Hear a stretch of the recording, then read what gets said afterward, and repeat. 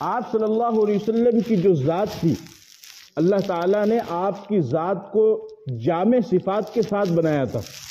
جامع صفات کا مطلب یہ ہوتا ہے کہ اللہ تعالیٰ نے آپ کی ذات میں ایسی خاصیت رکھی تھی کہ آپ علیہ الصلوۃ والسلام ایک وقت میں سارے کام کر لیا کرتے تھے۔ غور سے سننا کہ ہمارے نبی پاک صلی اللہ علیہ وسلم کی یہ خاصیت تھی کہ آپ علیہ الصلوۃ والسلام ایک وقت میں سارے کام کر لیا کرتے تھے، کوئی مشکل نہیں تھا۔ آپ ایک وقت میں امامت بھی کرتے تھے، آپ ایک ہی وقت میں تعلیم بھی دیتے تھے، آپ ایک ہی وقت میں تبلیغ بھی کرتے تھے، آپ ایک ہی وقت میں لشکر بھی تیار کرتے تھے، آپ ایک ہی وقت میں اگر کوئی دوسرا کسی کی مدد کرنی ہو تو مدد بھی کیا کرتے تھے۔ یعنی آپ علیہ الصلوۃ والسلام کو اللہ تعالیٰ نے ایسی صفات عطا فرمائی تھی کہ آپ علیہ الصلوۃ والسلام ایک ہی وقت میں سارے کام کر لیا کرتے تھے۔ لیکن آپ علیہ الصلوۃ والسلام تو ہمیشہ دنیا میں رہیں گے نہیں اور رہے بھی نہیں، اس لیے کہ ہمیشہ رہنے والی ذات تو صرف اللہ کی ہے۔ آپ علیہ السلام بھی ایک انسان ہے، اگرچہ آپ نبی ہیں لیکن انسان ہے، تو 63 سال کی عمر گزار کر کے آپ علیہ الصلوۃ والسلام دنیا سے تشریف لے گئے۔ اب نبی پاک صلی اللہ علیہ وسلم کے اندر جو صفات تھی، جو خاصیت تھی، بے شمار خاصیت تھی۔ صدق آپ کا اعلیٰ معیار پر تھا، آپ سے زیادہ سچا کوئی نہیں، یہاں تک کہ 40 سال تک آپ کفار مکہ کے درمیان میں رہے، اور جب پہلی وحی آپ کے اوپر آئی اور آپ نے ان کو کلمے کی دعوت دی تو آپ نے ان سے پوچھا کہ تم نے مجھے کیسا پایا؟ تو کفار مکہ نے یک زبان ہو کر کے کہا ما جربناک لیل مرہ ما وجدناک الا صدقا، کہ اے محمد ہم نے 40 سال تیرا تجربہ کیا، تجھے صرف اور صرف سچائی پایا۔ صدق اور بہادری آپ علیہ السلام کے اندر اتنی زیادہ تھی کہ اللہ تعالیٰ نے آپ علیہ الصلوۃ والسلام کو، یوں آتا ہے کہ 100 مردوں کے برابر طاقت عطا فرمائی، اور ایسا روب وَنُصِرْتُ بِالرُّعْبِ مَسِيرَةَ شَهْرٍ، حدیث میں آتا ہے کہ ہمارے نبی کو اللہ نے ایسا روب عطا فرمایا کہ 1 مہینے کی مسافت سے ہی دشمن آپ سے ڈرا کرتا تھا۔ یعنی آپ علیہ السلام اگر یہاں پر موجود ہے اس مسجد کے اندر اور 1 مہینے کی مسافت دشمن وہاں پر کھڑا ہوا ہے تو وہیں سے وہ کانپا کرتا تھا اور راستہ بدل لیتا تھا۔ ایسا روب اللہ نے ہمارے نبی کو عطا فرمایا۔ آپ بتائیے، اسی طریقے سے حیا آپ علیہ السلام کو اللہ نے ایسی عطا فرمائی کہ آپ بہت زیادہ شرمیلے رہا کرتے تھے، یعنی نظروں کو اٹھا کر کے لگاتار کسی کی طرف آپ دیکھتے نہیں تھے، اتنے زیادہ آپ یعنی حیادار تھے۔ اسی طریقے سے عدل اور انصاف اتنا زبردست اللہ تعالیٰ نے آپ کو عطا فرمایا، اور علم بہترین قسم کا اللہ تعالیٰ نے آپ کو عطا فرمایا۔ ایسا زبردست عدل اور انصاف عطا فرمایا کہ ایک عورت نے چوری کی، چوری کرنے کے بعد حضرت اسامہ چونکہ آپ کے قریب تھے تو لوگوں نے کہا کہ ان کو آگے کر دو، اور اس کے لیے سفارش کروائی لوگوں نے، چونکہ چور کے اسلام میں حکم ہے والسارق والسارقۃ فاقطعوا ایدیہما، اس کے ہاتھوں کو کاٹا جائے گا۔ تو لوگوں نے سفارش کی کہ یا رسول اللہ اس کو تھوڑا معاف کر دیا جائے، یہ بڑی عورت ہے، اس سے غلطی ہو گئی، اس نے چوری کر لی ہے۔ جب آپ علیہ الصلوۃ والسلام سے یہ بات کہی گئی تو آپ سخت غصہ ہو گئے اور آپ کا چہرہ غصے سے لال پیلا ہو گیا۔ آپ ممبر پر تشریف لائے، آپ نے خطبہ دیا اور فرمایا کہ کچھ لوگ مجھے کہہ رہے ہیں کہ میں اس عورت کو سزا نہ دوں، اس نے چوری کی ہے۔ پھر آپ نے فرمایا تم اس کی بات کر رہے ہو، لو ان فاطمہ بنت محمد لقطعت یدها سرقت لقطعت یدها، فرمایا کہ اگر میری خود کی بیٹی فاطمہ جو میرے جگر کا ٹکڑا ہے وہ چوری کرتی تو میں اس کے بھی ہاتھ کاٹ دیتا۔ اور فرمایا کہ تم سے پہلے امتیں اسی وجہ سے ہلاک ہوئی ہیں کہ ان کے مالدار بڑے لوگ جب غلطی کرتے تھے تو قانون ان پر کوئی کارروائی نہیں کرتا تھا، اور جب کمزور لوگ غلطی کرتے تھے تو قانون ان کے اوپر کارروائی کرتا تھا، اسی لیے اللہ نے ان قوموں کو ہلاک کر دیا۔ تو ایسا عدل انصاف، اب یہ صفات آپ کے اندر تھی، لیکن جب آپ علیہ الصلوۃ والسلام دنیا سے آپ تشریف لے گئے تو اب صدق جو آپ کی صفت تھی سچائی کی، وہ صدق کی صفت آئی ابو بکر صدیق میں، اور آپ کا نام پڑا صدیق۔ اور آپ کی بہادری کی جو صفت تھی وہ صفت آئی عمر فاروق میں، اور آپ کی حیا کی جو صفت تھی وہ صفت آئی عثمان غنی میں، آپ کے عدل اور انصاف اور علم کی جو صفت تھی وہ صفت آئی حضرت علی میں۔ تو اس طریقے سے صفات جو آپ کی تھی اللہ تعالیٰ نے آپ کے دنیا سے جانے کے بعد ان صفات کو صحابہ میں تقسیم فرما دیا۔ آپ حضرات ماشاءاللہ سب تبلیغ سے جڑے ہوئے، آپ کتابوں کا مطالعہ کرتے ہیں، منتخب احادیث کی تعلیم کرتے ہیں، تو منتخب احادیث میں جو سب سے زیادہ ایک نام آپ کو سننے کو ملتا ہے وہ حضرت ابو ہریرہ رضی اللہ تعالیٰ عنہ، ملتا ہی نہیں ملتا، لیکن آپ یہ بتاؤ منتخب احادیث ہو یا فضائل اعمال ہو یا حیات الصحابہ ہو یا کسی بھی عالم کا بیان ہو، حضرت ابو ہریرہ کے بارے میں آپ نے کہیں پر یہ سنا کہ وہ میدان میں تلوار لے کر کھڑے تھے؟ کیوں؟ ان کا وہ میدان نہیں تھا، ان کا وہ میدان نہیں تھا، ان کا وہ کام نہیں تھا۔ اور دوسری طرف آپ دیکھیے حضرت خالد بن ولید رضی اللہ تعالی عنہ ہے، زبردست بہادر آدمی، یعنی ان کے اندر اللہ نے صلاحیت کو رکھا تھا۔ حضرت جی مولانا الیاس صاحب رحمۃ اللہ علیہ فرمایا کرتے تھے کہ ہماری تبلیغ کا مقصد، ہماری تبلیغ تو خوبیوں کا لین دین ہے، ہمارا کام ہے ساتھیوں کی خوبیوں کو دیکھنا، لوگوں کی صلاحیت کو دیکھنا اور اس صلاحیت کو پھر کسی طریقے سے استعمال میں لگانا، ہمارا یہ کام ہے۔ حضرت جی خود فرمایا کرتے تھے، حضرت خالد بن ولید رضی اللہ تعالی عنہ بہادر آدمی، زبردست آدمی، غزوہ موطا میں 6 تلواریں ان کے ہاتھ سے ٹوٹی ہیں۔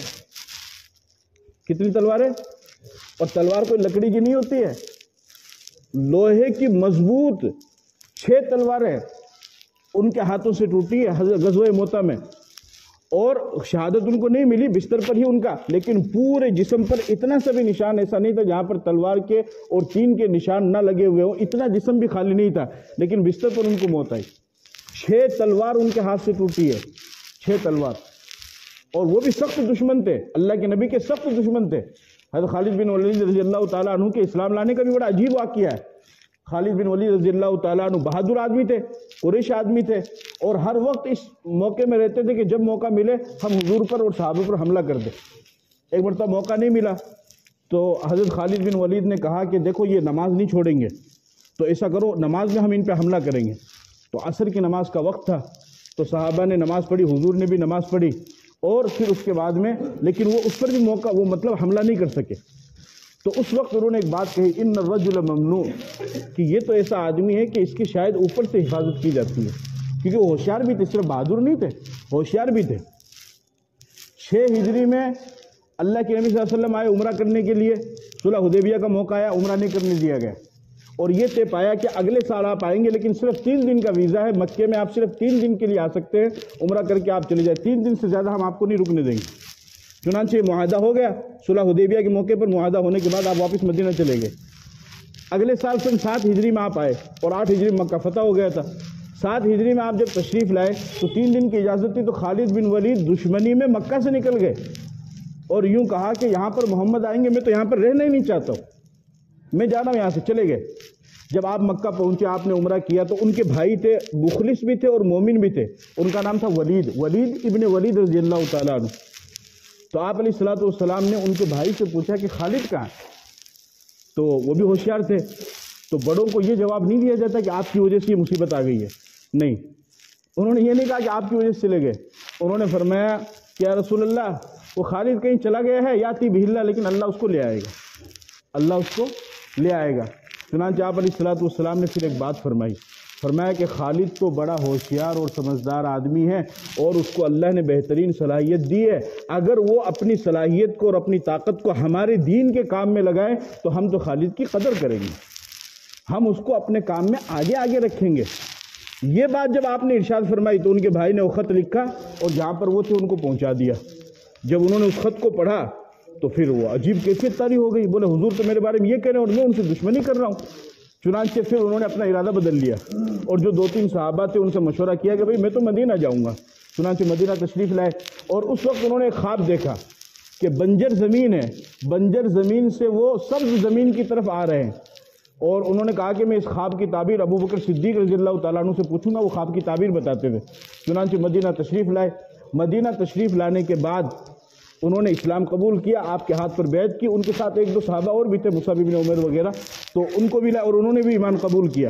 چنانچہ حضرت خالد بن ولید رضی اللہ تعالیٰ عنہ نے جب اسلام قبول کیا تو انہوں نے پھر وہ میدان میں کام کرنے والے آدمی تھے، میدانی آدمی تھے، اور غزوہ موطا میں 6 تلواریں ان کے ہاتھ سے شہید ہوئی ہے، اور ہزاروں لوگوں کا انہوں نے صفایا کر دیا، ہزاروں لوگوں کا۔ ایک موقع پر عیسائی بادشاہ کے سامنے مقابلے کے لیے گئے، یہاں پر صرف 60 آدمی ہیں، وہاں پر 60,000 آدمی ہیں، تو عیسائی بادشاہ کہنے لگا ارے خالد کچھ ہوش میں ہو یا ایسے آ گئے؟ فرمایا کہ تم نے صرف تلواریں دیکھی، ابھی یہ بازو نہیں دیکھے ہیں، اور یہ بھی فرمایا کہ تو اپنی بزدلی کو ہے نا حکمت کے پردے کے پیچھے مت چھپا.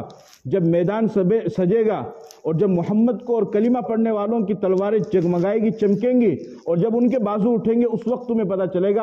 اور تاریخ نے دیکھا کہ صرف 60 صحابہ نے 60,000 کی کایا پلٹ دی، کیونکہ ایمان کی طاقت تھی ان کے پاس. یہ تھے خالد بن ولید. تو خالد بن ولید رضی اللہ تعالیٰ عنہ میدانی آدمی ہے، روایت ان کے پاس میں ہوگی لیکن بہت کم. تو اسی طریقے سے صحابہ کرام جو اللہ نے اپنے نبی کو جو مختلف صفات عطا فرمائی تھی، تو وہ صفات اب ایک انسان میں جمع نہیں ہو سکتی ہے، یہاں تک کہ ابو بکر صدیق میں بھی نہیں ہو سکتی ہے. تو پھر صحابہ میں اللہ نے ان صفات کو ڈال دیا ہے کہ اب چونکہ نبی رہے نہیں تو صحابہ میرے نبی کے پیغام کو لے کر کے آگے بڑھیں گے. تو جو صحابی کا جو ظرف تھا، جس صحابی کا جیسا ظرف تھا، اللہ نے وہی صفت اس صحابی کو دے کر کے دنیا کے اندر پھیلا دیا، اور صحابی اسی صفت کو لے کر کے دنیا کے اندر پھیل بھی گئے. کسی نے علم پھیلایا، کسی نے عدل پھیلایا، کسی نے انصاف پھیلایا، کسی نے حکومت پھیلائی، کسی نے کچھ کیا، کسی نے کچھ کیا. جو صفت تھی تو اللہ تعالیٰ نے ان کے اندر ڈال دی. اب صحابہ بھی دنیا سے چلے گئے، تابعین کا زمانہ آ گیا. تابعین بھی دنیا سے چلے گئے، تب تابعین کا زمانہ آ گیا. وہ بھی دنیا سے چلے گئے، اکابرین کا زمانہ آ گیا.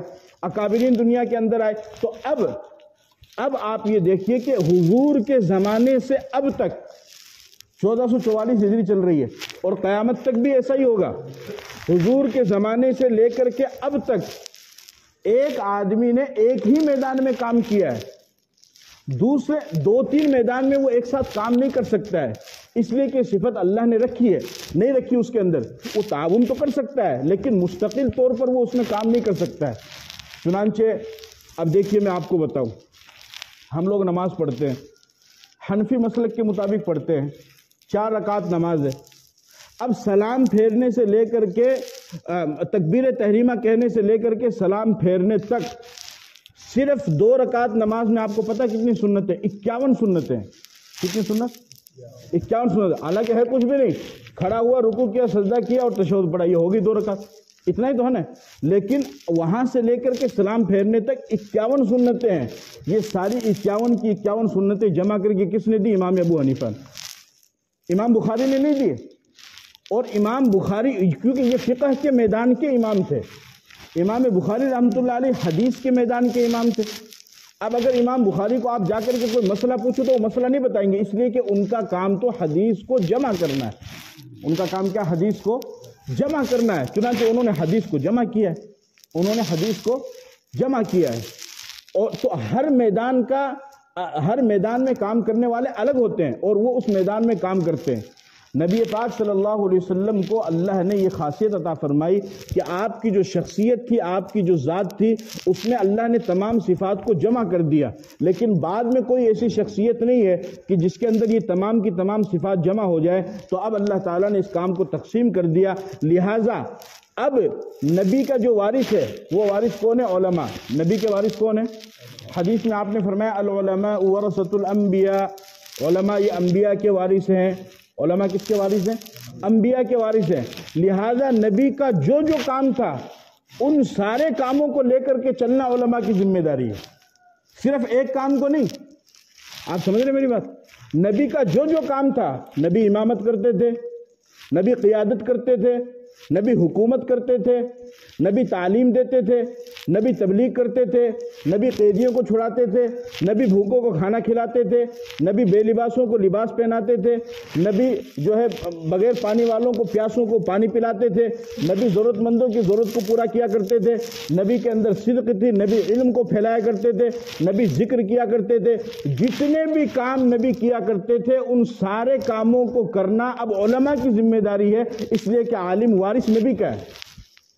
اچھا، جب کوئی کسی کا وارث بنتا ہے تو صرف اس کی ایک چیز کا وارث بنتا ہے، ساری چیزوں کے وارث بنتا ہے. ایک باپ ہے، اس کی ملکیت میں 10 دکانیں ہیں، 10 پلاٹ ہے اور 10 لاکھ روپے بینک بیلنس ہے. اس کا ایک بیٹا ہے، اس باپ کا انتقال ہو گیا. اب یہ بتاؤ اس کا بیٹا جو وارث بنے گا تو صرف 10 زمینوں کا بنے گا یا دکان اور بیلنس کا بھی بنے گا؟ اس کا باپ جو کچھ چھوڑ کر کے گیا ہے ان تمام چیزوں کا وہ بیٹا وارث بنے گا. اسی طریقے سے نبی نے جتنی بھی چیزیں چھوڑی ہے ان تمام چیزوں کا وارث یہ عالم ہے. تو ہر میدان میں عالم کو کام کرنا پڑے گا.